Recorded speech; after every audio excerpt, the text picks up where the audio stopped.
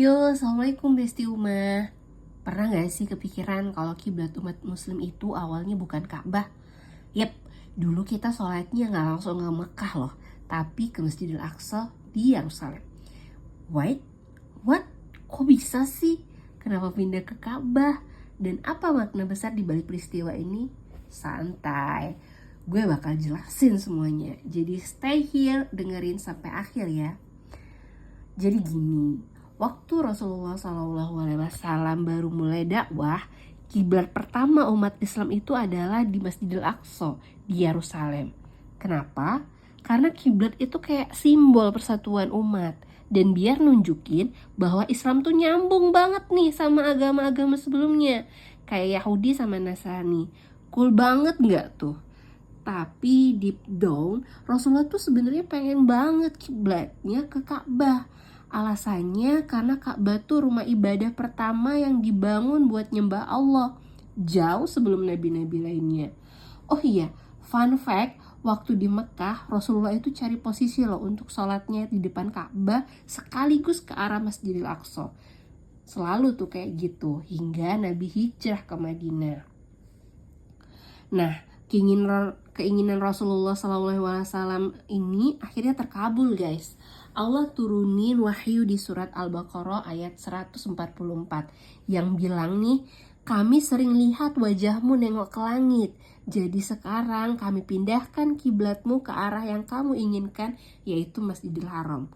Wah, bayangin gak tuh rasanya kayak harapan yang lama-lama ditunggu akhirnya kesampaian. Ini tuh kejadiannya waktu Rasulullah lagi sholat di masjid kiblatain bareng para sahabat. Dan pas wahyu turun, mereka tuh langsung boom, putar arah ke Ka'bah di tengah-tengah sholat. No question else, langsung taat. Tapi gak semua orang loh bisa terima perubahan ini dengan santai. Orang-orang Yahudi dan kaum munafik itu langsung nyinyir. Hah? Kok kiblatnya berubah? Tuhan kalian gak konsisten apa gimana? Padahal ini tuh ujian buat umat Islam.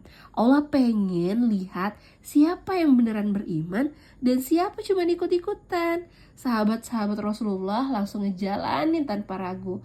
Karena mereka tahu, if Allah said it, that's it. Jadi kenapa sih Allah tiba-tiba mindahin kiblat umat Islam ke Ka'bah?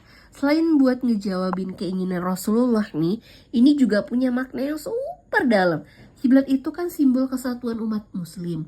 Nah, dengan dipindahnya ke Ka'bah, itu ngebuktiin kalau Islam tuh gak cuma ngikutin agama-agama sebelumnya, tapi berdiri sendiri. Ini kayak statement besar banget guys. Islam itu agama yang punya identitas jelas, dan sebagai umatnya kita semua disatukan dengan tujuan yang sama. Jadi meskipun banyak yang ngejudge, umat Islam itu tetap solid dan gak goyah. Satu tujuan, satu arah. Selain itu ada banyak banget nih yang bisa kita ambil. Pertama soal kepatuhan. Rasulullah SAW dan sahabatnya langsung, yuk begitu wahyu turun nih. Padahal orang-orang luar banyak yang nyinyir. Mereka gak takut buat ikutin perintah Allah.